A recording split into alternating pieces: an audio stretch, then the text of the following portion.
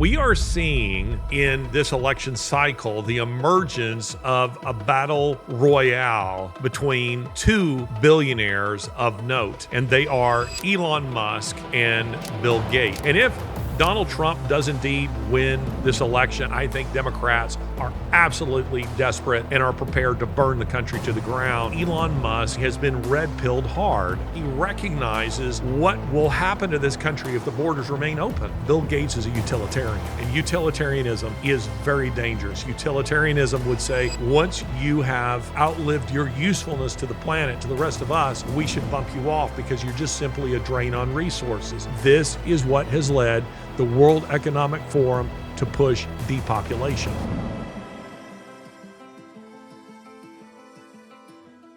Welcome to another episode of Ideas Have Consequences with me, Larry Alex Taunton.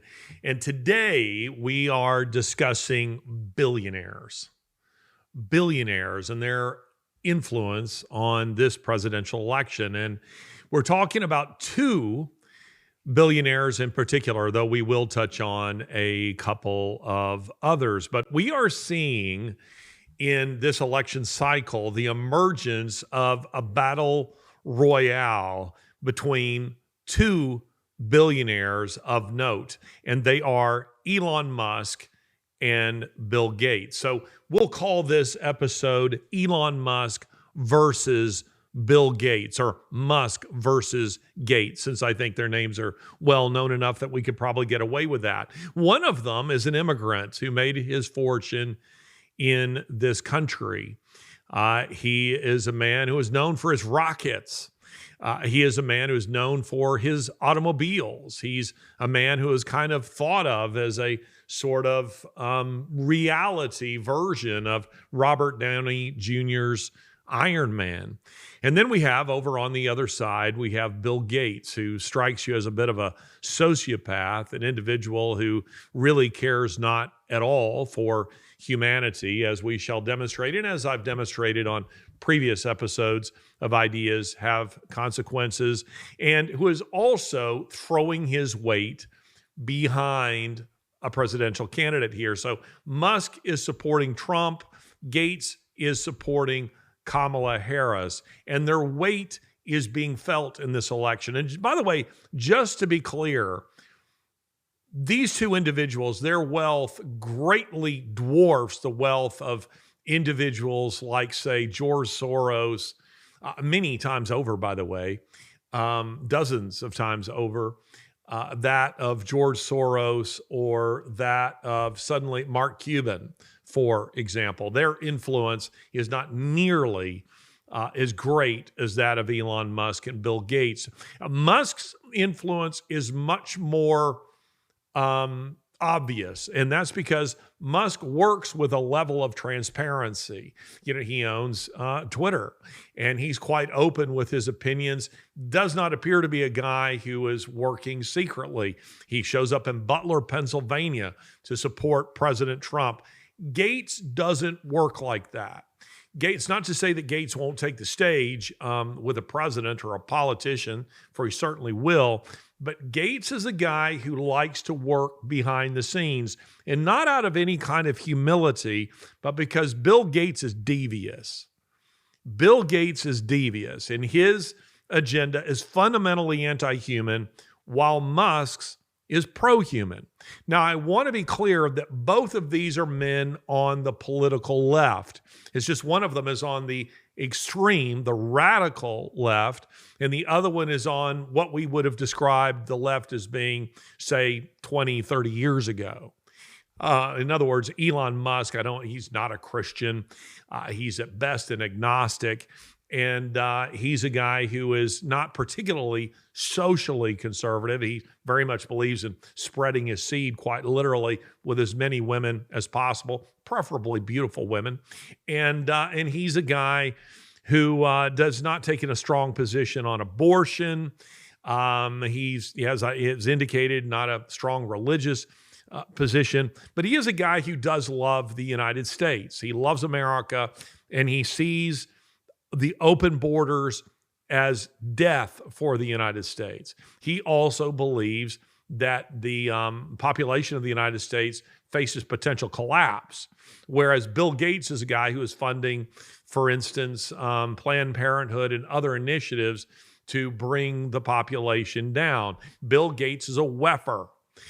Elon Musk isn't a weffer. Now, I know there's some people who will come into the comments and who will say, well, he attended the WEF, or he was a young, WEF, entrepreneur or something to that effect. He's not a weffer. Trump has attended the I've attended the World Economic Forum. There are a lot of people who have attended the World Economic Forum. Elon Musk is not a champion of their cause at all. But again, I just want to be clear that both of these are men who sit on traditionally what is the political left, but one of them is way over on the political left, and he's a guy that I consider to be very dangerous, while Elon Musk is a champion of free speech. And if Donald Trump does indeed win this election, I think he'll win it. Will he actually take office? I don't know, because again, I think Democrats are absolutely desperate and are prepared to burn the country to the ground. There'll be lots of rioting, and you need to be ready for that. That's coming in an effort to prevent Donald Trump from taking office. But if indeed he does, it is announced that he wins. He will win, but whether or not they actually say that he won and he does take office, it'll be because of Elon Musk. It will be because of Elon Musk. Elon Musk's influence in saving Twitter and thus saving free speech in America and making it the number one source of news for Americans and preserving your right to say what you want to say. Again, while there's much that I would disagree with on Elon Musk, chiefly from a religious, a philosophical point of view, Elon Musk is very clear on what he's against. I don't know that he has a well thought out, worldview, smart as he is. But he is an individual who has quite openly galloped, ridden his horse to the sound of the guns and come to the rescue of free speech and possibly to freedom in the United States as we have known it. That's incredible. And in a sense, it's also frightening that billionaires now carry this kind of weight and influence in the political realm.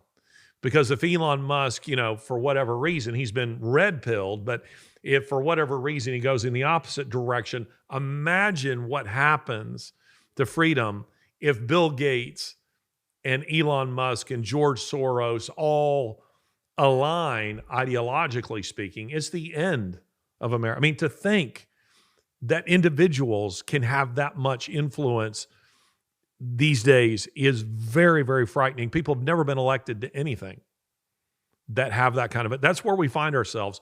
But to me, this is fascinating. Right now is fascinating because what Musk is doing is impressive. It's incredible. And he's shown a fair amount of courage in doing it. And he's also shown a willingness to admit he's wrong. Now, I think that's a very important character trait. I told you a while back I was wrong on Tucker Carlson. I had, when I had my blackboard here, I had put Tucker Carlson at the center. I was talking about conservatism, and that I had characterized Tucker Carlson at that time as a guy who I had thought really articulated a strong Christian worldview. Man, was I wrong on that. The next week I came out and said, I was wrong in saying this, because the very next week he came out and, had platformed a Nazi apologist, a guy who's trying to rehabilitate the Nazis. Really crazy stuff. And I also want to say this. I was wrong on this point too. And thank God I was wrong on this. I really believed that it was likely that the Democrats were going to run Michelle Obama. We would be having a very different conversation right now if Michelle Obama were the candidate. In fact, I think Trump would lose to Michelle Obama. In addition to being black and being a woman, she's popular. Unfortunately, she's popular. I think she's a hateful individual, but she's smart enough to be able to answer the questions articulately that Kamala Harris cannot. And she's smart enough to hide her hate behind a veneer. She hates America. She hates the American people, even though it's given her everything that she absolutely has. But Obama wanted to see an open convention. It didn't happen. He was outmaneuvered by Biden, surprisingly enough. And how was he outmaneuvered by Biden? Because Biden immediately, when he was bumped from the ticket, and Kamala Harris decided she wanted to run, Biden immediately endorsed her. And not because he likes her, but because he knew that was not who Nancy Pelosi and Obama wanted. So Obama was left with no choice. He was left with no choice. But again, our battle royale, Musk versus Gates, cage match. And the prize is America itself. Now, to this, we can add a couple of more billionaires. One of them is Melinda Gates, who now goes by Melinda French Gates. She's a billionaire. She's been made a billionaire by her husband when she divorced him. She got hundreds of millions of dollars out of that settlement. And it doesn't seem to me that her worldview is appreciably different from her husband. She gave hundreds of millions of dollars, tens of millions of dollars to Planned Parenthood. I think she gave 200 million to Planned Parenthood.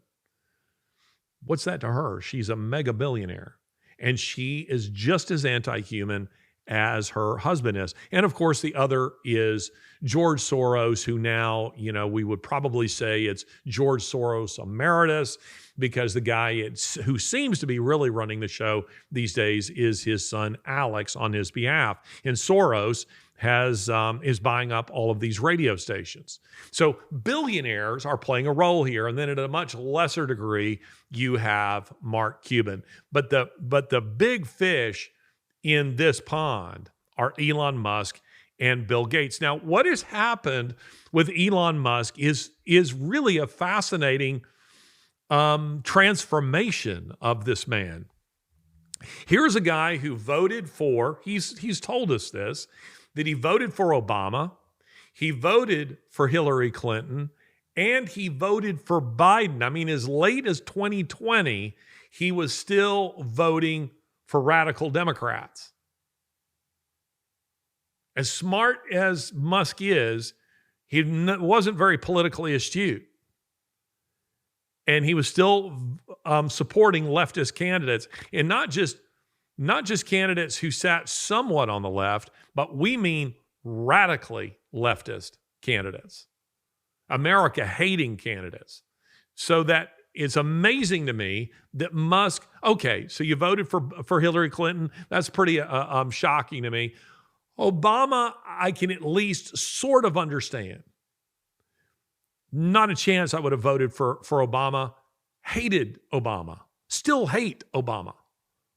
But I get it. He was articulate. He gave the impression to many people of being a real gentleman, of being a peacemaker. Not that he was ever any of that. But if all you did was just see his own carefully choreographed presentations, you might come away with that impression. And this was aided by the fact that he ran not as a white man, not as a mixed race man, which he is, but as a black man. And that guilted a lot of white people into voting for him. It was race baiting of a different sort. And thus he garnered a lot of votes that way. And somebody like Musk said, yeah, I'm voting for him. Hillary Clinton, I mean, was it not pretty obvious that this was an incredibly corrupt machine, but still he voted for her? And then in 2020, Biden, who didn't even really run, he didn't run any kind of campaign, he just hid in the basement, Musk still voted for him. So it's pretty incredible to me where Musk has been, politically speaking. This has been his journey. He tweeted, I voted for Biden. And then he tweeted this in 2022. He said, I don't hate the man, meaning Trump, but it's time for Trump to hang up his hat and sail into the sunset. Dem should also call off the attack. Don't make it so that Trump's only way to survive is to regain the presidency. So here was a guy who was not for Donald Trump at all. As we go through life, the years bring us wisdom, experience, and memories we hold dear. Yet with age, our health often faces new challenges. It's a natural part of life, but it's crucial to address these changes with the right care and attention. For me, one of the ways to stay sharp is to supplement. I've been using Liver Health Formula, and I recommend you try it for yourself to see the results that it can bring. And right now, I think is a time to start taking care of your liver because there is a silent epidemic affecting 100 million Americans. 1 in 3 Americans suffer from an overworked and sluggish liver. It affects our weight, energy levels, clear thinking and productivity, and even sleep. Our livers get bombed every day with GMOs, microplastics, toxins, and all of the stuff that you might not even know about. Liver Health Formula can support your liver to minimize the impacts of all of this. It is a premium supplement designed with 11 clinically proven botanicals to support and detoxify your liver, helping you feel revitalized and ready to conquer each day. Just listen to Mr. Harrington's testimonial, who shared his transformative journey. At first, I was skeptical, but the health improvement has been nothing but amazing. The tired, foggy feeling I've had is gone. I have more energy for a longer duration. Also, the service and delivery is always prompt. Of course, results are not typical, thus you have to see for yourself. There's an exclusive deal for my audience. Head to getliverhelp.com/Larry. And as a special offer, you'll get a free 1-month supply of nano-powered omega-3s with your order. That's getliverhelp.com/Larry.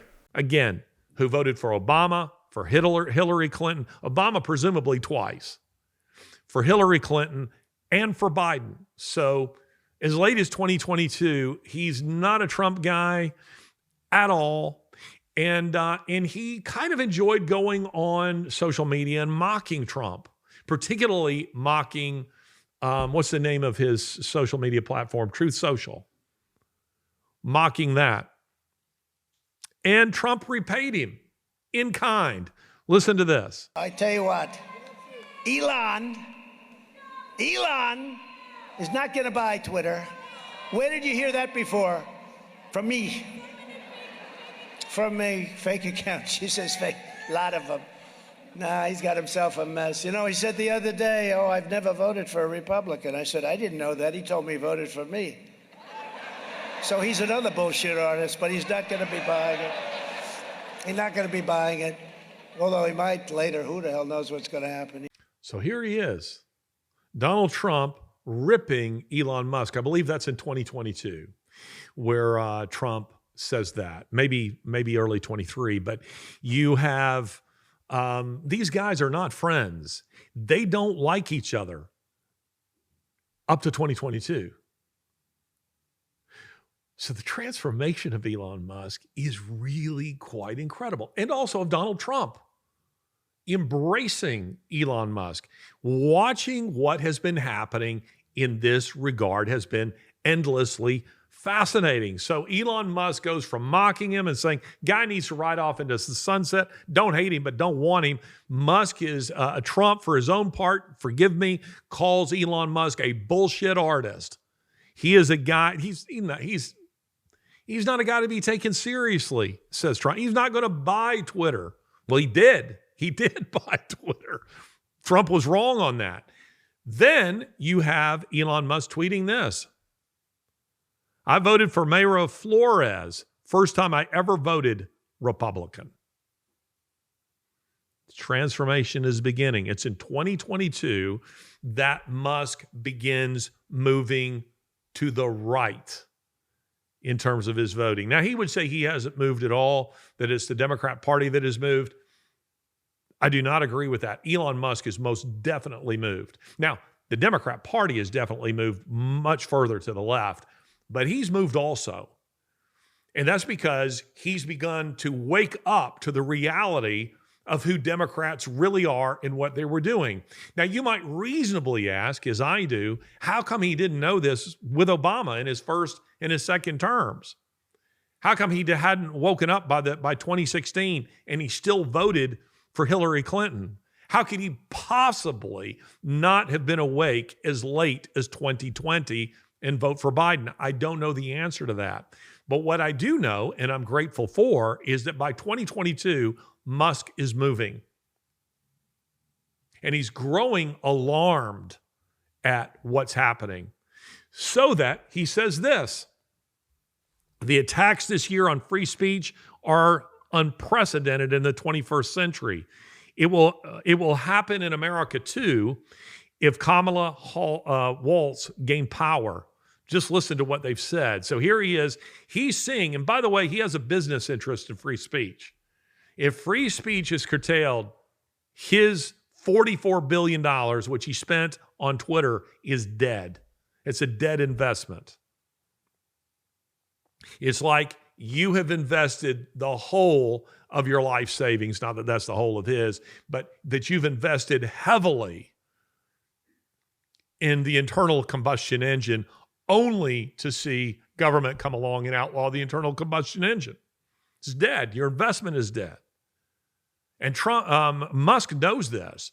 He knows that Twitter, which I get the impression is booming. You know, I think when he bought it, and it took a while for him to start turning it around, but I think he's starting to turn it around.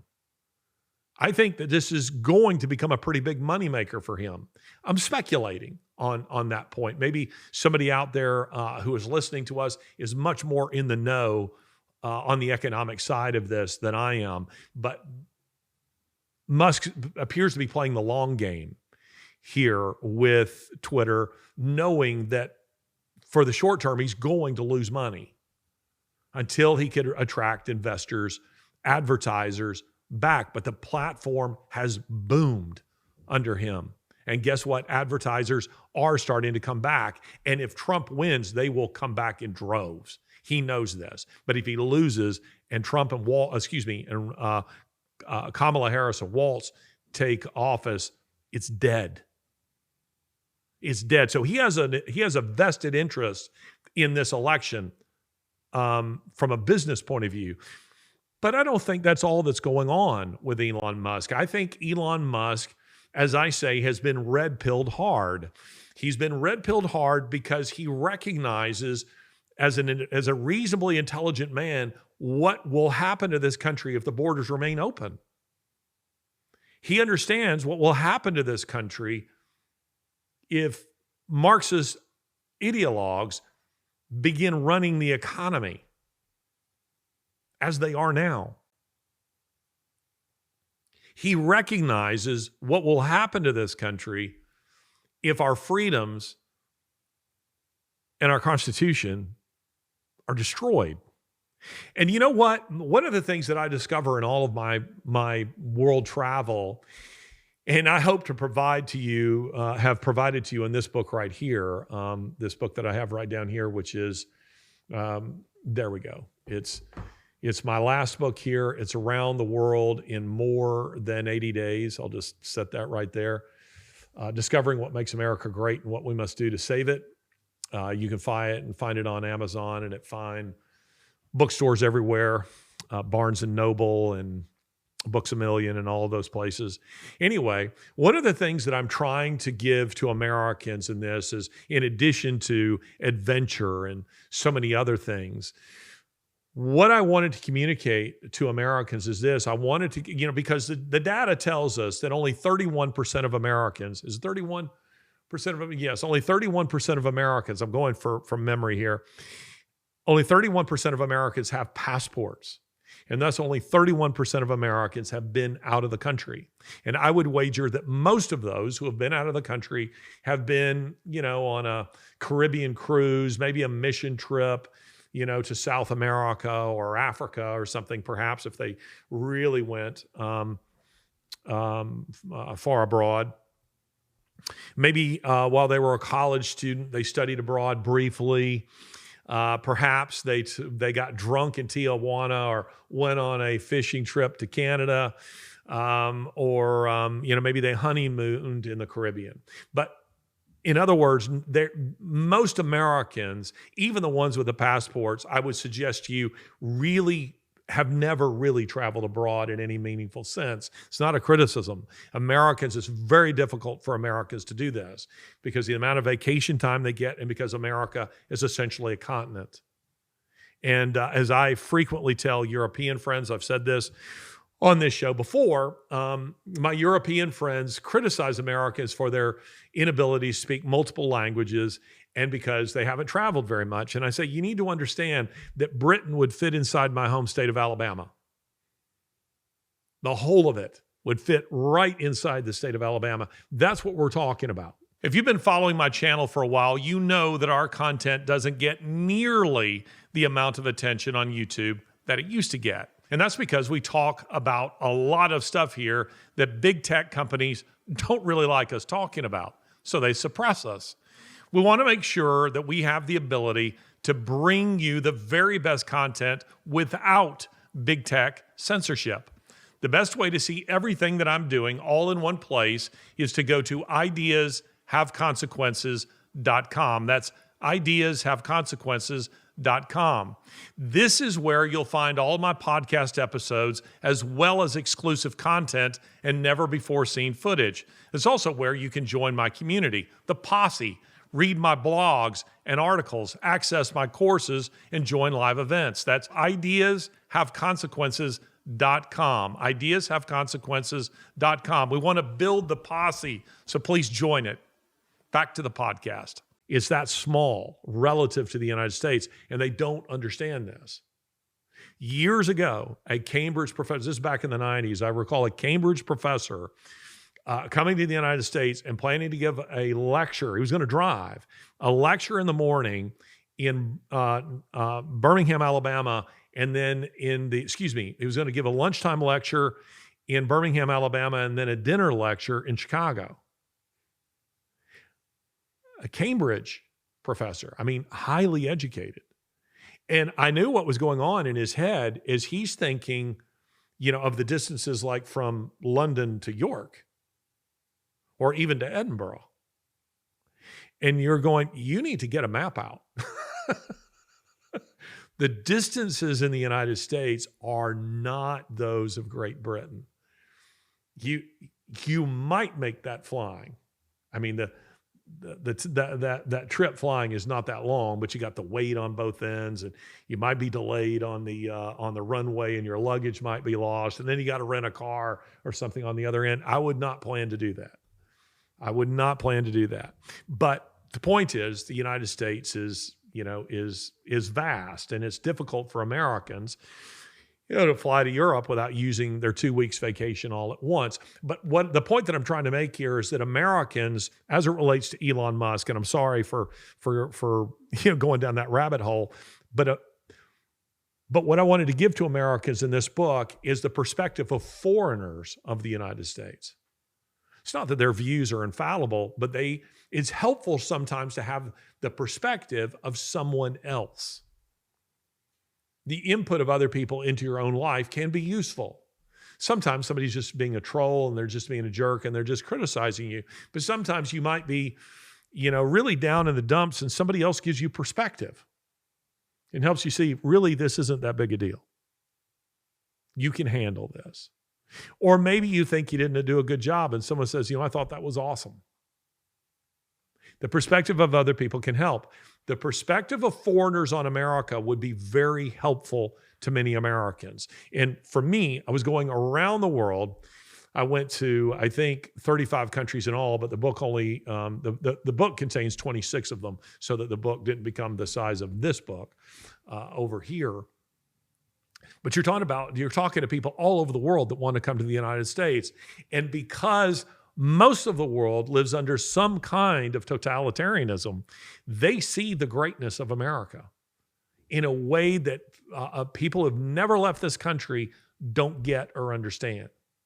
They just can't. They don't have that perspective. Elon Musk, as an immigrant who has made his fortune in the United States, gets why America is great. He understands that, and he understands what stands to be lost, what we all stand to lose if Democrats remain in office. It will be the destruction of America as we know it. And Musk knows this. He says this, if real Donald Trump doesn't, he's using his Twitter name, if real Donald Trump doesn't win, the Democratic Party will legalize, and he puts Democratic in quotes like they're not really Democratic.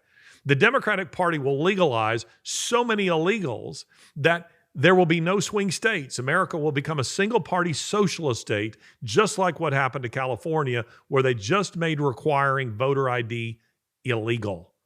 Musk gets it. He sees what their motivation is and what they're trying to do here. And he recognizes the greatness of America. And then he tweeted this. The reason the Democratic Party is so soft on criminals is that criminals vote overwhelmingly Democrat. They don't want to offend their customers. Democrat Party is literally the party of criminals. Here's a guy who was a Democrat forever, empowered these people, worked with them by his own admission, now saying they're all criminals.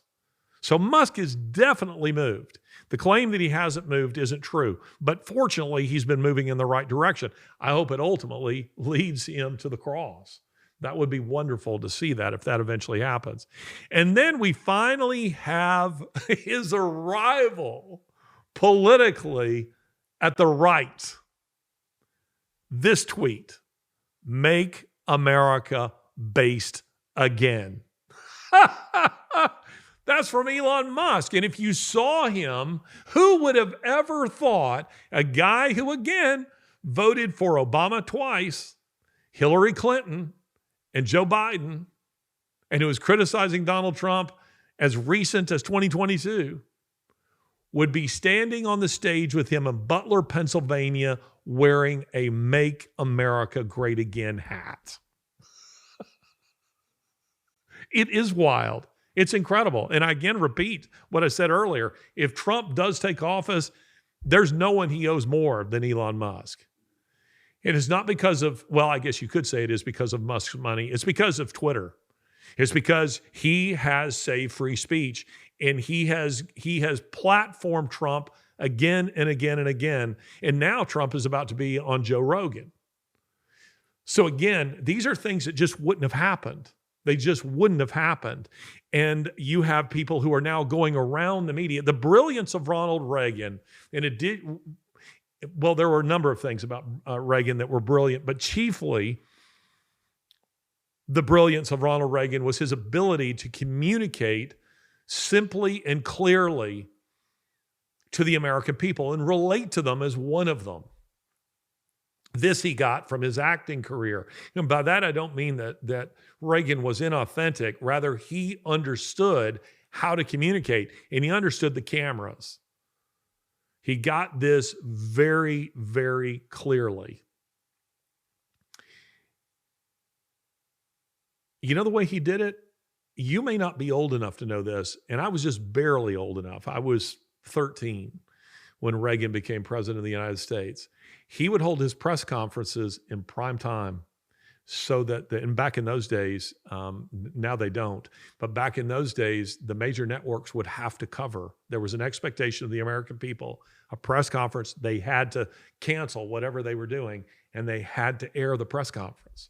And it was Reagan's way of communicating directly to the American people. I'm not going to give a daytime press conference when no one is watching it and let media dice up what I say and then deliver their version of it to the American people. I'm going to bypass the media by speaking directly to them. And you can't do that anymore unless Elon Musk spends $44 billion and buys Twitter and allows you to do it, which he has, which is incredible. So this is fun to watch. On the other, and by the way, we got to watch this. This is Musk's recent interview with Tucker Carlson. The people voted. No, there were no people voting. It was all just Dem Party elite that just appointed someone. And And when the Biden puppet, when the pro-Biden puppet's ratings sagged, they knifed him in the back immediately and just tossed him out and put a new puppet on. That's exactly what happened. Tell me I'm wrong. Well, not only are you right, I mean, it's almost not even worth criticizing Kamala Harris. No, exactly. What does she have to do with it? There's no point in criticizing Kamala. She's simply the face of a much larger machine. Yes. And she will say whatever is... I want to pause right there for just a second because I disagree with part of what they're saying here. We have said, in fact, Lawrence Fox and myself on the other show that I do, WTF, the World of Taunton and Fox, we have said on there last week, in fact, it makes me think Elon Musk and Tucker Carlson must have watched it because we said exactly this a week before they said it. We said that Kamala Harris, Joe Biden, a number of other politicians, they're actors. In a literal sense, they are actors because they don't have any ideas of their own. You know, something Lawrence said to me that I thought was really interesting is we're just talking about his, we're just sitting on my porch and smoking a cigar, and he's talking about his acting career. And you know, he's describing for me what Hollywood is like. And I say Hollywood, not necessarily the literal, you know, place in California, but Britain as well, just that socioeconomic group. And he says, you know, the interesting thing is that some of these people think they're the characters that they're playing.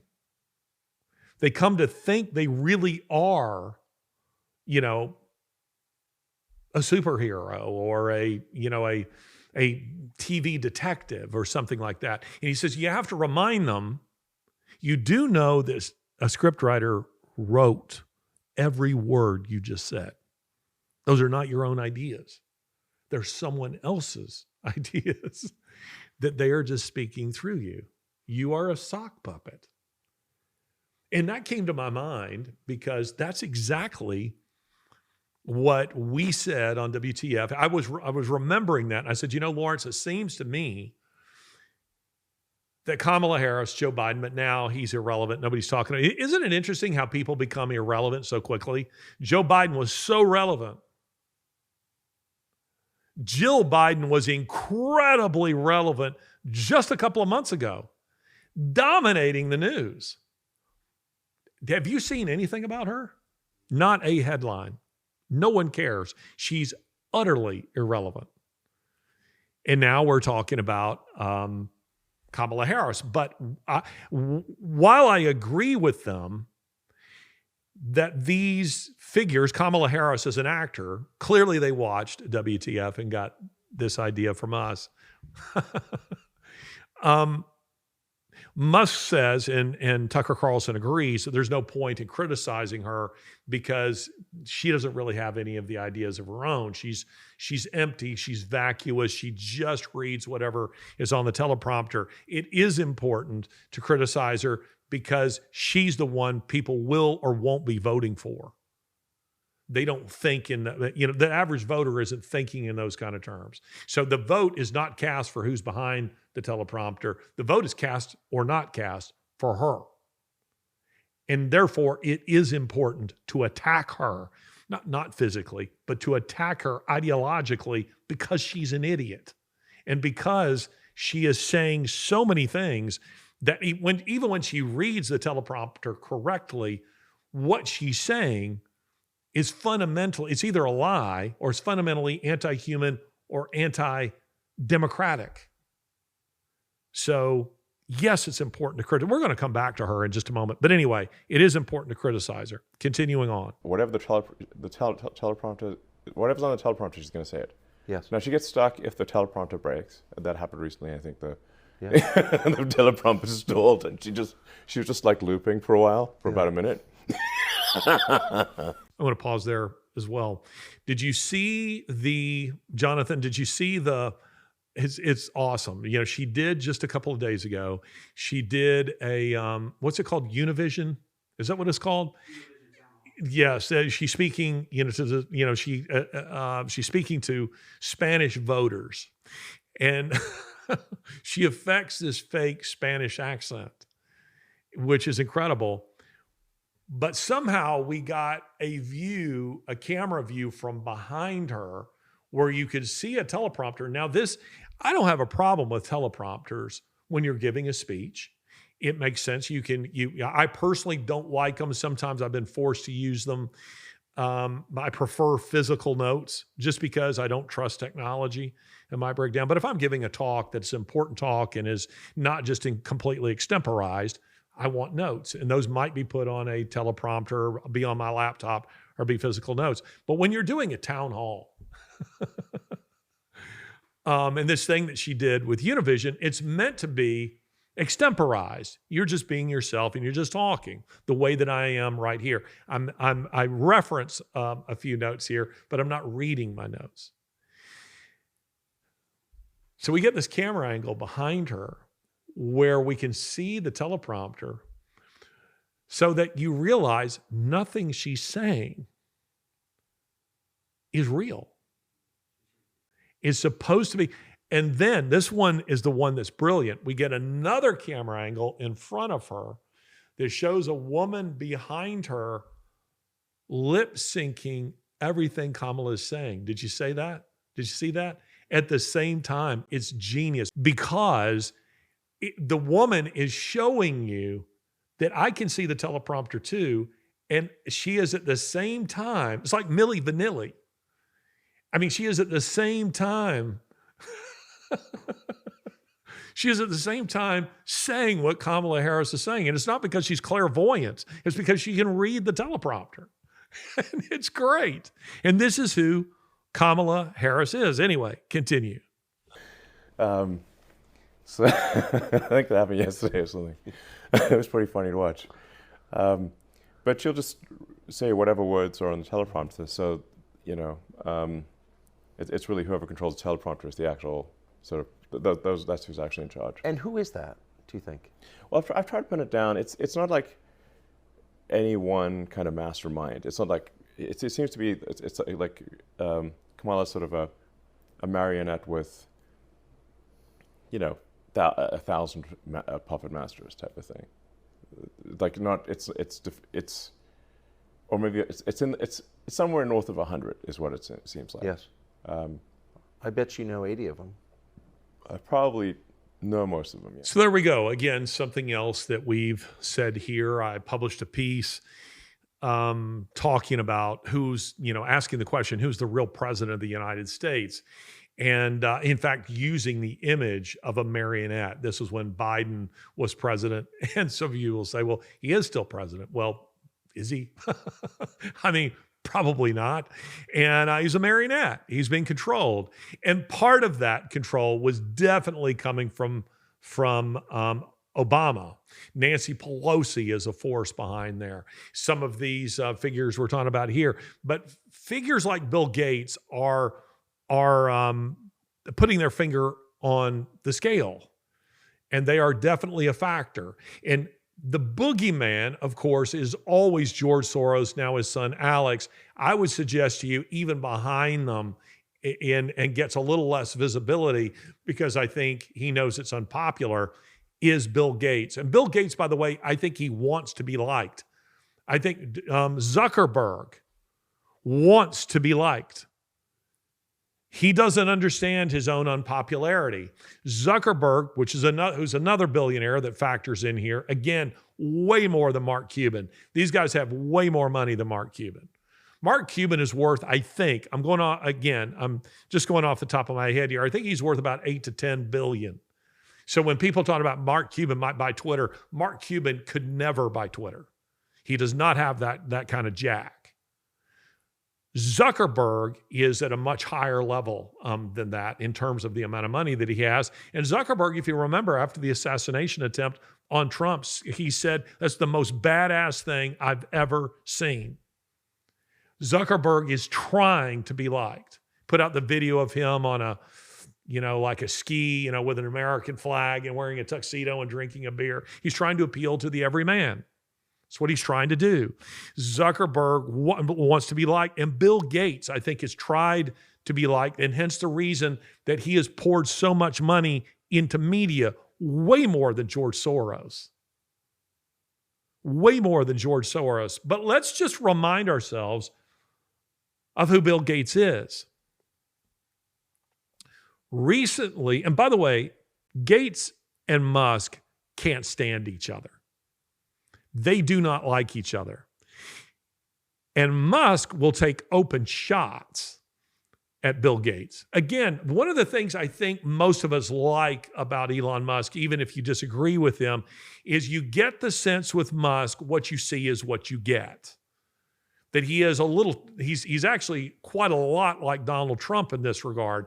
They aren't necessarily the same ideologically speaking or the way they express themselves, but they're both individuals who don't hide what they think. My wife has often said to me, you are not good at hiding what you really think. I'm not. I have a hard time being in the room with someone I don't like and not communicating that I don't like them. It's just hard for me. I am Southern. My father is from the South, but my mother's a Canadian. And maybe it's because I'm not 100% Southern that I have a hard time doing the Southern thing of putting a smiling face on and pretending that I like someone when I don't. Doesn't mean I can't be in the room with someone that I dislike and still be civil. But if I find myself in the room with someone that I think is evil, has tried to do me or my family harm or my friends harm, you better believe that probably before I leave that room, that's going to come out. Much to my wife's horror. Of course, I say that. I make it sound like all Southerners, are somehow superficial in this regard. And please forgive me, ladies and gentlemen. I have to tell the story exactly the way it happened. But I don't think I've told this joke on here before. But my father was, I always say that he was like the great Santini. If you've ever read Pat Conroy, he was a battle-hardened soldier, airborne ranger, heavily decorated, and he hated Bill Clinton. He was a lifelong Democrat, but he voted for Reagan twice. He hated Bill Clinton with a passion. Now, my dad died in 2006, so he never saw Obama, but he hated Bill Clinton, and he hated what and Hillary Clinton even more. And he hated what they were doing to America and particularly to the military. He was very proud of his career, which had been spent in the United States Army and a couple of years in the Navy. So a couple of Army vets, to play a joke on my dad, knowing how he felt about the Clintons, they went to great trouble to pull off this joke on him. And patiently laying out that, some people will do that.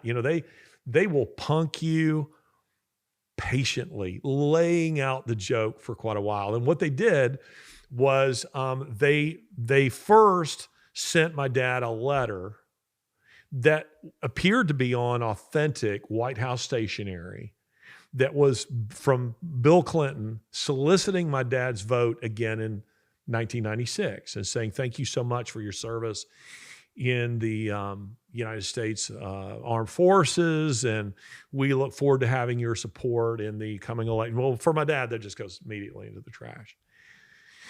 Then what came was another letter and a glossy photo of Bill, and maybe it was even Bill and Hillary Clinton, but the glossy ones that look like, not one that you'd get online. It looked like an official photo and had been signed, and it said, to Charles from Bill Clinton, thank you for your support. So they send this to my dad, and again, he looks at this and just throws it in the trash. And then, I don't know, maybe a couple of weeks or a month or whatever later, they follow it up. They tell my mom that they're doing this so that she's in on the joke, because they know that she's the one who will answer the phone. So they call and say, Judith, now's the time. This is the joke. Tell Charles that the White House is calling, that it's the President of the United States calling to thank him for his service and to solicit his vote. So my mom gets the phone call, and my dad is watching a Braves game. And my mom, who's pretty good at pulling off jokes like this, she answers it and she goes, Charles, it's the President of the United States. It's the White House. They're calling. They want to thank you for your service and solicit your vote. And my dad didn't even look at her. He says, and forgive me, ladies and gentlemen, hang up. I don't want to talk to that son of a bitch. What was so funny is he didn't even doubt that it was a call from the President of the United States. And rather than immediately being, I said to you earlier that I'm not the sort of person, I may have said it on the YouTube Live, I'm not somebody who gets terribly excited by celebrities. Maybe I got that very honestly from my dad, because he wouldn't have gotten up and walked across the room to meet Bill Clinton. Some people who, even though they would be Republicans, go, well, that's the President of the United States. Of course I'm going to talk to him. Of course I'm going to go if he invites me. Not my dad. Which itself is funny. In that respect, my father had a kind of transparency that was similar to that of Donald Trump. You could see Donald Trump doing something like that. But Musk also has that kind of transparency, not in quite the same way. It would be expressed in a different kind of way. But you don't have to wonder, just as with my father, you didn't have to wonder what he thought about a particular political candidate or issue. He didn't hide what he thought about a given person or thing. That's Trump and that's Elon Musk. Elon Musk has been very open with what he thinks, even if it's come gradually. And we've seen that with his tweets. And I've just given you a few of these. You can go onto his profile on Twitter, on X, and there's a little search icon, and that will help you search his own tweets. And you'll see what he's said about Trump, about Bill Gates, about any number of issues that you want. And you can see the slow transformation. Bill Gates, however, is very different in this regard. And that's because I think Bill Gates is fundamentally dishonest. My opinion. I think he's fundamentally dishonest. It isn't because he's shy. It isn't because he's humble. It's because he's sneaky as hell. And he hides what he's doing. And because he's not getting, all the media attention or the positive media attention that he wants, and he's not loved the way Elon Musk is loved. Elon Musk is loved by a lot of people. And at the time, you heard, in 2022, this was at a Trump rally where Trump was speaking and he criticized Elon Musk. You heard the crowd erupt in support of Trump criticizing Musk. So it wasn't that he was always loved by MAGA. Musk wasn't loved by MAGA, not until recently. But he was still loved by an element in this country and outside of it, revered. My youngest son has liked Elon Musk and been following him for years. From his teen years, he's been following him and interested in Musk's activities, both as a businessman and with his rockets and all kinds of stuff. I mean, to my youngest son, he has seen him as the kind of modern, manifestation of something I can't remember his name. Stark. What's his name? Tony Stark. Iron Man. He's seen him as that. And see, Musk has had lots of fans who are just like that. I think Zuckerberg is envious of Musk. Not his money, but he's envious of his popularity. And Bill Gates is eaten up with it. And then Musk said this. Really going after Gates. He said, and this is another tweet, why is there not one attempted prosecution of that Epstein client list? Bill Gates and Reid Hoffman come to mind. Reid Hoffman, I think, is the founder of, is it LinkedIn? I think it's LinkedIn. Anyway, another billionaire. And here is Musk going on Twitter saying they need to prosecute Bill Gates for those 37 trips to Epstein Island. Musk all but calls him a pedophile in this. I mean, why would they be prosecuting him if he was just going there and laying in a chaise lounge on the beach? Well, of course they wouldn't be. And Musk is implying Bill Gates is a criminal and a pedophile. Now, I do not know, this should be said, I believe in due process of law. I don't believe in trial via social media, be it somebody I don't like or somebody I do like. I believe in due process of law. And we do not want to be guilty of what the left does, which is to smear you publicly so that you can never defend yourself or to pollute a jury's opinion regarding you. That's the way the left works. It's been done to me. I know how it works. And it's very difficult to defend yourself in that kind of atmosphere where people they've been the first to put out an opinion and a negative opinion that frames you in such a way that it's difficult for you to defend yourself. I'm not a believer in that.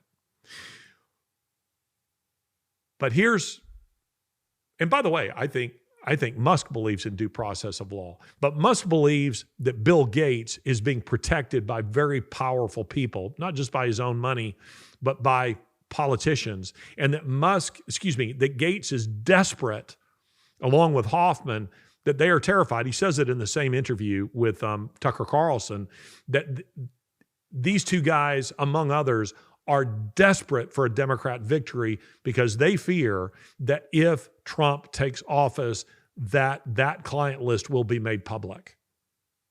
And it will be the end for them. You're beginning to see why Democrats are so panicked over this election. So panicked. And why Obama's body language looks so defeated. So depressed. I mean, he looks like a guy who needs some Xanax. Or at the very least, some Jack Daniels. He looks really depressed as he's out on the campaign trail. Now watch this video of Bill Gates. Now we've used this on a previous episode of Ideas Have Consequences, but I think it's very telling. And it's a video about population. Let's watch this. In this year's annual letter, Melinda and I take the toughest questions we get asked and give our answers. One that's come up for a long time is, as we make the world healthier, is the population going to get so big that feeding everybody and maintaining the environment is going to be impossible? Here we can see a chart that looks at the total world population over the last several hundred years.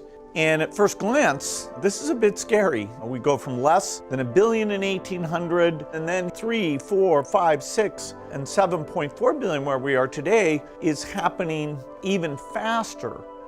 So Melinda and I wondered whether providing new medicines and keeping children alive, would that create more of a population problem? What we found out is that as health improves, families choose to have less children. And this effect is very, very dramatic. We find that in every country of the world, this is repeated. The population growth goes down as we improve health. So we've taken that chart that shows the global population growth, and we've actually extended it out all the way to 2100. And we can see that instead of continuing, it actually flattens out. Another way to see that is through this rate of population growth. And you can see that in the 60s, that reached a pretty high number, over 2% per year, and it's now come way, way down.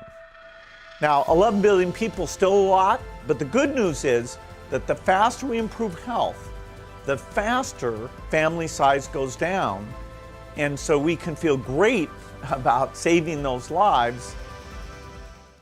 Now, why show that video to you? Some of you have seen it before, perhaps on my channel, someone else's channel. Maybe you just saw it on YouTube. You're searching Bill Gates, you can find it there. Why I show that to you is because it's revealing, it's revelatory of Bill Gates' worldview. And it is all the more fascinating because this isn't a carefully edited video on our part trying to make him look bad, doing the opposite to him, what 60 Minutes just did for Kamala Harris. And we're going to come to that at the end of this episode. This is Bill Gates's own video, meaning it's a video that he paid to produce, have his own team edit, and then show him the edit and him say, yeah, that's good, run with that. So Bill Gates was very satisfied with the content of this video, and it's actually subtly shocking content. He says this: we can feel good about saving those lives. We can feel good about saving those lives. The implication being that if it had led to what we consider to be overpopulation, we couldn't feel good about saving those lives. Now, if you really listen to him closely, this is kind of chilling stuff that this guy is saying. Again, I quote him. So Melinda and I wonder whether providing new medicines and keeping children alive, would that create more of a population problem? Think about that. Here's a guy who is asking himself whether saving lives is a good thing. Now, you see, to a normal individual, saving a life, seeing someone who needs food and helping them is the natural response, I think, of a normal human being. Seeing a drowning man and wanting to help him is a natural response of a normal human being. But there's no moral imperative in that for Bill Gates. There's not enough moral imperative for that. Seeing someone who's hungry, although he's worth hundreds of billions of dollars, that doesn't motivate me to save him. The question I first have to ask is, would saving him be good or would it be bad for the planet? Now, that's a Unitarian. That's a utilitarian philosophy. A utilitarian philosophy. That's Peter Singer. Now, Peter Singer is a guy that I know. Peter Singer is bioethicist at Princeton University, arguably the most influential philosopher of the second half of the 20th century and beyond. He is the father of the animal rights movement. We've done 2 debates with Peter Singer, once at Princeton University and one in his hometown of Melbourne, Australia. You'll find those debates on my YouTube channel. You'll find them here. Utilitarianism isn't motivated by a Judeo-Christian worldview. It's motivated by by asking the question of what is most useful.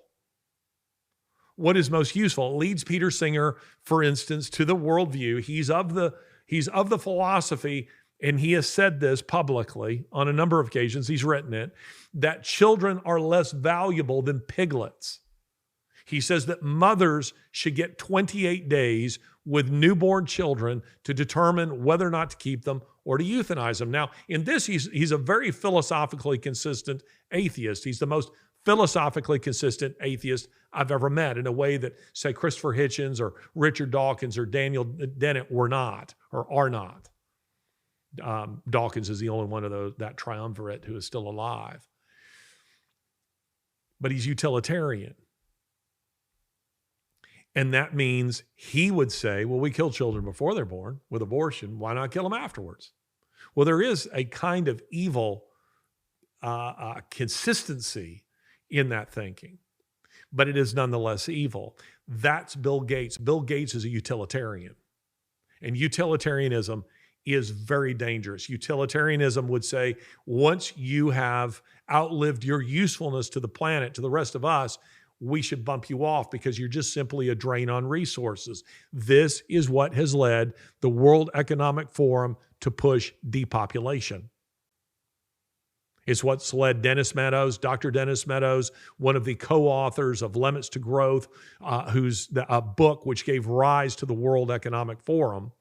And at the center of the World Economic Forum is depopulation. Now, if you've heard me say many times, they hide that among all kinds of other things. If you go to the World Economic Forum, any one of their gatherings, they'll have all sorts of presentations. Their website, lots of videos on things that seem like they're just good.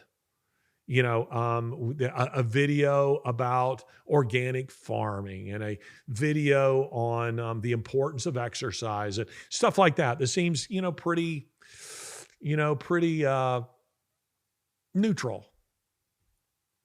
But that's all designed to hide what they're really about, which is an anti-human agenda about reducing the global population by 6 billion people from 8 or 9 billion where we are now to less than 2 billion people. That's Bill Gates. And that's what you see in this.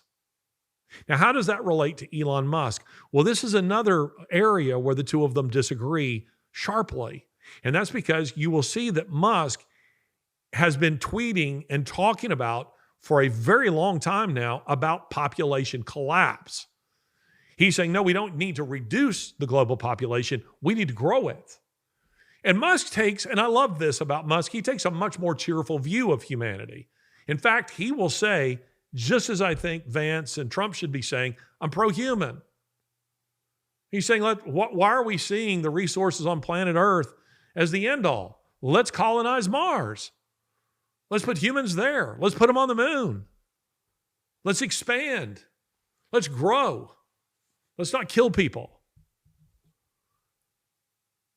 Musk sits as an ideological opponent to Bill Gates, and they have both put their billions behind their chosen candidates here. And hence our battle royale. They are fighting it out through proxies, through candidates. Trump versus Kamala Harris. Vance versus Waltz. That's what they're doing. And it's because their worldviews are fundamentally different. And what sits at the bottom of them is whether you're for or anti-human, whether you're pro or anti-human. And Musk is definitely pro, and Gates is definitely anti-human. And again, Melinda French, Gates factors into this too, because what we hear, and at least in a 2022 interview, she spoke very strongly about Bill Gates, her ex-husband's relationship with Jeffrey Epstein. She said she thought Epstein was an evil man, and she didn't really know why her husband wanted to hang out with him. Well, I think we do know. Musk has suggested he knows why they wanted to hang out with each other. But Melinda Gates appears to be in lockstep with her husband on the depopulation agenda. You should see her on 60 Minutes. You can go and watch it on an interview that she did about how trying to reduce the number of children born in Africa, that she's pushing this. And you could also find Gates talking about this in TED Talks. Again, he's utilitarian. Watch about what he says his utilitarianism comes out in this video talking about death panels. Let's watch this. That's a trade-off society is making because of very, very high medical costs and a lack of willingness to say, is spending $1 million on that last 3 months of life for that patient, would it be better not to lay off those 10 teachers and to make that trade-off in medical costs? But that's called the death panel, and you're not supposed to have that discussion. So of course, that's an interesting thing you just said, which is just the last 3 months in life for one person or something, because we haven't had a discussion of how to allocate that money. It means we lay off 3 teachers to do so. I mean, in other words, we haven't had this type of allocation. We're making that trade-off because of huge medical costs that are not examined to see which ones actually have no benefit whatsoever. And because of pension generosity, we will be laying off over 100,000 teachers, which, I'm very much against that. And the whole AFT will agree with me on that. Now, in this video, his anti-human philosophy comes out even more. It's much more evident here. So I don't think it's a stretch to say that he's in favor of end-of-life death panels. Oh, you can't talk about that. No, he is talking about it because he wants that. And what he means by this is a death panel that serves in a utilitarian kind of way. Sam Harris, atheist Sam Harris. And I say he's atheist, he's also kind of gone spinning off into space in some kind of weird sort of Buddhist embracing a kind of vague spiritualism sort of worldview as well. But Sam Harris wrote a book called The Moral Landscape, which is a frightening book. And the moral landscape, it's not him criticizing this worldview, but embracing it. It's this utilitarian that says, well, we've got a kidney to give, and we've got to decide, are we going to give it to the surgeon, or are we going to give it to the local dog catcher? It's placing a sort of a social credit system in which we determine who's more valuable than someone else, who gets to live and who doesn't. And Bill Gates is in favor of death panels. And listen, you can call them whatever you want to call them. The left would call them something like, the French Revolution, Robespierre, and the so-called Committee of Public Safety, which oversaw the beheading via guillotine of some 20,000 Frenchmen and women.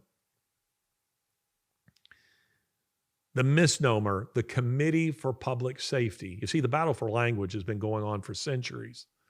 The left would give it a death panels a name like the health panels. But what it is a bunch of bureaucrats deciding whether or not we should expend resources on you and let you live. Singer has been accused of being very inconsistent on this because his mother had, I think it's Alzheimer's. And people said, well, here you are saying that, the elderly, we should just euthanize them, but you don't euthanize your own mother. And he said, well, I would if it weren't for my sister, who's not in favor of that. My own mother recently had a stroke. Bill Gates would say, let her go. Not my worldview. And it's definitely not a Christian worldview. This is straight up Nazi stuff. This is straight up fascist stuff. And if you think that I'm exaggerating, look up a Nazi program called Action T4. Action T4. It was all about the bumping off of the sick and the elderly and the mentally feeble. That's what it was about. Action T4, or in the German, AKTON. AKTON, Acton T4.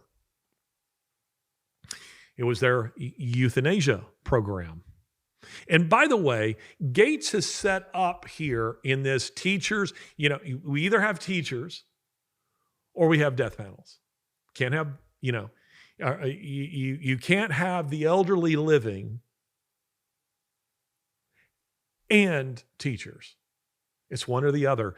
It's what's called the false dilemma fallacy.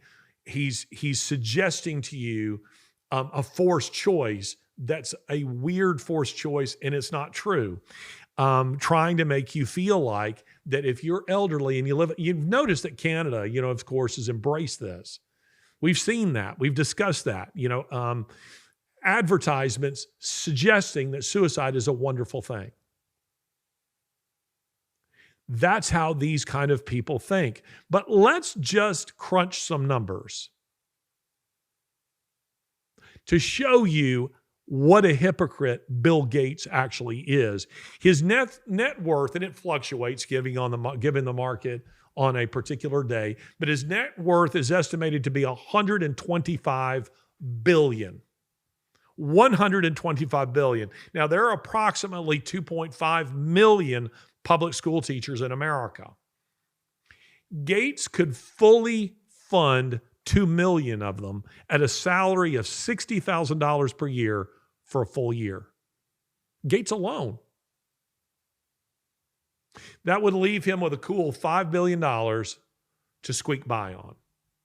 He could just manage to live on the $5 billion. But on a more practical level, he could fund 100,000 teachers.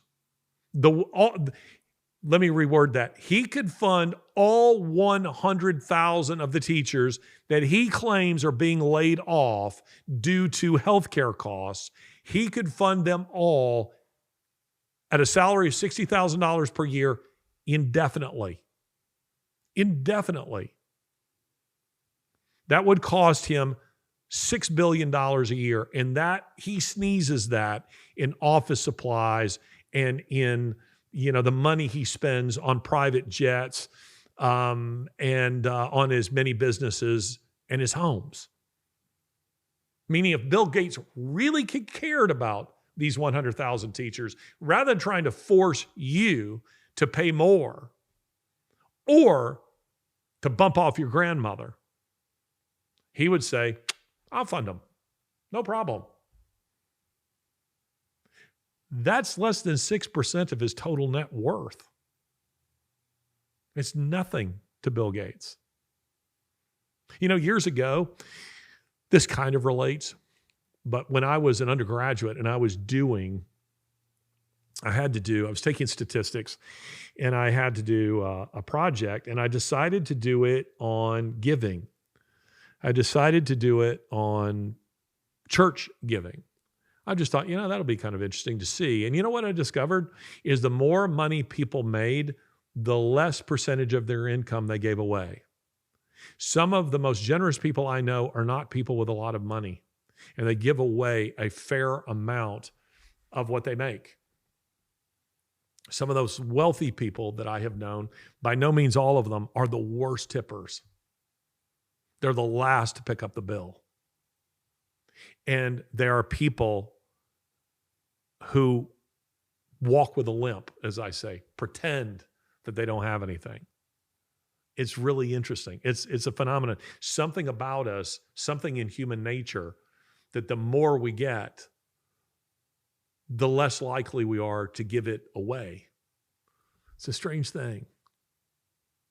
This isn't true of everyone, by the way, but this is certainly true. I mean, to me, Bill Gates, you really care about this? Shut up.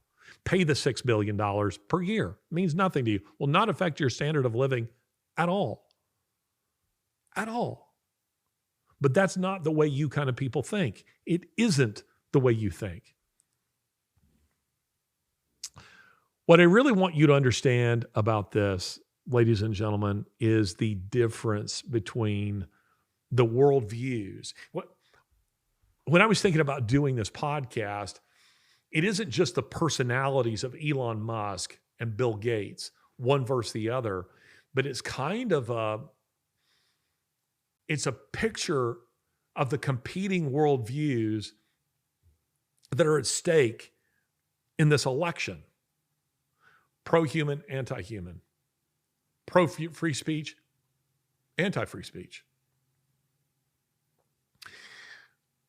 Pro-democracy, anti-democracy. Want to see the population grow, want to kill human beings. Elon, I won't say it's a Christian versus an atheistic worldview. They're both atheists, at the very least, at the most, agnostics. But Elon Musk's worldview, and he admits this, has been deeply influenced by a Judeo-Christian worldview. Bill Gates, atheistic, utilitarian. This is what's at stake in this election. And it's interesting because behind the battle between behind the battle between Donald Trump and Kamala Harris, and we know it's really between Donald Trump and the people controlling the teleprompter for Kamala Harris. There's another battle, and that's between billionaires. And that's primarily Elon Musk versus Bill Gates, with some other notables who are also involved in the battle as well. Now, as we close, something here that I did want to say to you is in the very last episode of Ideas Have Consequences, I was telling you how that you need to be aware of the fact of how media can trick you. They can also trick even the very people that they have on a show. Now, I'm just going to give you a couple of examples of this. Sometime I'll really give you a behind the scenes look at how media works. But I was invited on a very popular BBC television show called Newsnight. Now, Newsnight is like they're a version of the British version of, say, 60 Minutes. So it's very popular. It's watched by a lot of people. And I was on there because of my book that was, it hit the New York Times. It was garnering loads of media, both here and in Britain. This book right here, The Faith of Christopher Hitchens, that book there had generated tons of publicity. So this host invites me on. I didn't know anything about Newsnight. I'd never heard of the host, who was such an ass, guy by the name of James O'Brien. And I got a call from Melanie Phillips with the Times of London, who had written an article in the London Times about my book. And she had said, hey, I hear you're going on Newsnight. Be careful. She basically was saying, walk softly and carry a big stick. But she said, look, they're going to try to set you up. That's the way it works. That's the way they're going to do it. And she said, whatever happens, talk right over the interviewer. You will never get a word in. I was going to say this about the fairly recent debate between between Vance and Waltz, because I was seeing, some on the left who were criticizing Vance for talking over the moderators. I would have advised Vance to do exactly that. You don't do that in a debate where the moderators are not playing a role. And having moderated high-level academic debates and having been a participant in high-level academic debates, I know the way debates work. And as a moderator, I always felt like it was my job, not because I'm without opinion, but I'm to be objective. Being objective doesn't mean you don't have an opinion. It means you fairly analyze what's going on. And the role of a moderator is like that of a referee or an umpire in a sporting match. If you remember him, the game was not well officiated, probably. It's his role to be a non-factor. When you watch, you were talking about recently, you were telling me about going to the Alabama-Georgia game, which was if you're not from the American South or from the United States, or college football in this country is massive, way bigger than NFL actually. No NFL stadium is bigger than probably the top 10 SEC stadiums. I mean, college football stadiums dwarf NFL stadiums, and the pageantry is incredible. You came away enjoying that game and loving that game. Do you remember the referees?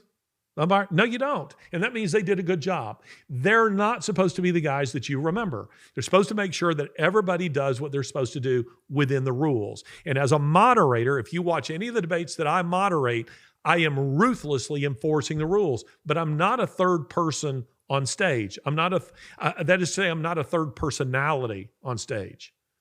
I'm letting you hear whoever the two people are, and I'm making sure both sides adhere. If you get 1 minute to respond, I give you 60 seconds. That's the way it works. And it doesn't matter if I agree with what you're saying or not. That's the way it works. However, if you're in a debate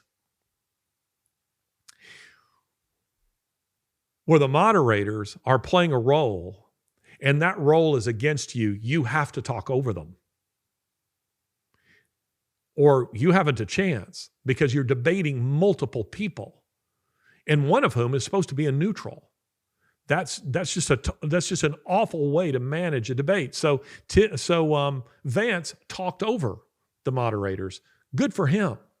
That was smart to do that. So anyway, Melanie Phillips tells me that's what you got to do when you go on BBC Newsnight, which I did. But you know what they did is they did not tell me they were bringing on another guy to criticize me. And then what they did is this, because people sitting at home don't see this. You see the interviewer sitting in a chair and I'm up on a big screen. So the camera's back here. So you see him looking at the screen of me, but then they bring on the other guy. You no longer see me. They cut off my mic and they give this guy free rein to just go on for several minutes criticizing what I had to say. A guy hadn't even bothered reading my book. And so I'm going like, hey, No, that's not true. And then finally, I just took my earpiece out and I left because I knew that the whole thing was a setup. They were not going to, they made sure that people also couldn't see me going like, hey, I can't hear, I can't speak. Because if they did that, audiences at home would go, this isn't fair. They've cut that guy off. They're not letting him speak. They're not letting him respond to his critic. But they don't even show you. See, this is what they do. And the reason I'm saying this is because these were things I was talking about in the very last Ideas Have Consequences episode. And it's like 60 Minutes said, hey, Larry, we'll help you out. We'll give you an illustration. We will illustrate for you the very thing that you are talking about. From 60 Minutes. And I do not know who, I would love to give credit to whoever did this, but someone, maybe it's Maze, M-A-Z-E on Twitter, who did this, but they're showing you what, so you see 60 Minutes put out to promote their interview with Kamala Harris. They put out what their interviewer asked and what she really said. But the response on social media was so negative to what Kamala Harris said. It was so confused, so muddled, so much a bunch of nonsense that CBS, 60 Minutes, went back and edited her response so that what the public saw is different from what she actually said. That's pretty incredible. I mean, she did say it. She just said it at a different time, and they pieced those together. And it's in part why my friend Anna Mazzoni, at the time I didn't know Anna. Anna's with Italian public television. And back in 2020, Anna had reached out to me from, I think it's ITV2 or something like that. I can't remember the channel. But anyway, it's Italian public television, a news program. And Anna had asked me if I would, but again, I didn't know her, if I would do a television interview. And I was very cagey about this because when I do this with lefty media, and almost all of European television is very lefty, I'm very careful. And I said, I will agree to the interview provided that we are able to film the complete interview at the same time, because I wasn't doing it live. So that means they can go back and edit it and make me look like anything they want. This has happened to me before in shocking terms, so that you watch the interview and you go, I didn't say that in response to that question. I said that in response to a different question. But they've set it up differently. And they agreed, Anna agreed. So my son Michael came in and he filmed the entire interview. And then when they posted the interview, it was exactly what I said. And now Anna's a friend. I know Anna, I trust Anna. But at the time I didn't know Anna. And I just assumed she's probably some leftist. And they're going to try to set me up to make it look like they wanted to interview me. This was like October of 2020. It was before the election in 2020. And they wanted to get a red stater's thoughtful opinion about the election. And I thought once they see, that I'm a conservative and worse in their view, an evangelical Christian, they're really going to try to make me look like, an idiot. But they didn't do that. But they can also go in the other direction and make somebody look better than they really are. So let's see side by side her actual answer with what they actually posted. Here it is. But it seems that Prime Minister Netanyahu is not listening. Well, Bill, the work that we have done has resulted in a number of movements in that region by Israel that were very much prompted by or a result of many things, including our advocacy for what needs to happen in the region. But it seems that Prime Minister Netanyahu is not listening. We are not going to stop pursuing what is necessary for the United States to be clear about where we stand on the need for this war to end. So there you have what she actually said, and then an edited version to make her look much more articulate and more thoughtful than she really is. Now, the term that's been used repeatedly here is word salad. And I think word salad and bingo card, and for that matter, yoga pants, all need to be retired. These are terms, these are things that I've seen too much of. But word salad. And there's no question that she cannot articulate any. She has canned responses to things. What I said on the previous episode is that, George II of England, who spent almost all, a Hanoverian king who spent almost all of his time in what is now Germany and Hanover, he never really learned English, and except for one phrase: "Is it possible?" And if you think about it, is it possible can be applied to almost anything. So, the interviewer, if I'm gonna be her advisor, I would just say, Kamala, say, "Is it possible?" It seems that Benjamin Netanyahu isn't listening to you.